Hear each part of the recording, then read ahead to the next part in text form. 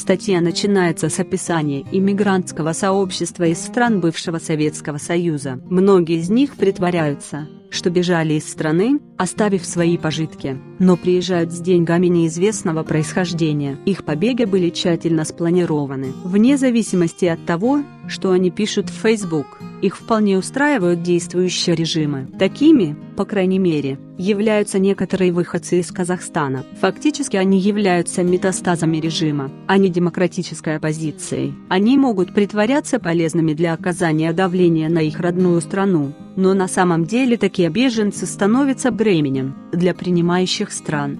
Примечание. Государства передают таких беглецов от одного к другому в надежде избавиться от нежелательных гостей, говорится в публикации. Как отмечает британское издание, Мухтар Аблязов покинул Казахстан 11 лет назад. Он ушел в спешке. Крупнейшее коммерческое финансовое учреждение в стране имело дыру в документах. 6 миллиардов долларов не досчитались в учреждении. Аблязов был не одинок. С ним сбежал топ-менеджмент банка. Аблязов понимал важность пиара, политического давления и подготовил некоторые связи. Он, не колеблясь, оказал помощь нескольким фондам. Сейчас 3 страны требуют депортации Мухтара Аблязова по обвинению в мошенничестве и растрате: Казахстан, Российская Федерация и Украина. Как могут все эти страны быть политически мотивированными одним способом? Возможно, нам следует обратиться за разъяснениями. Но прежде чем мы получим его, давайте просто напомним, что ПТА-банк работал во всех 3 странах, и все 3 государства считают себя ограбленными руководством ПТА. В ограблении нет ничего политического, говорится в статье London Post. По мнению авторов публикации,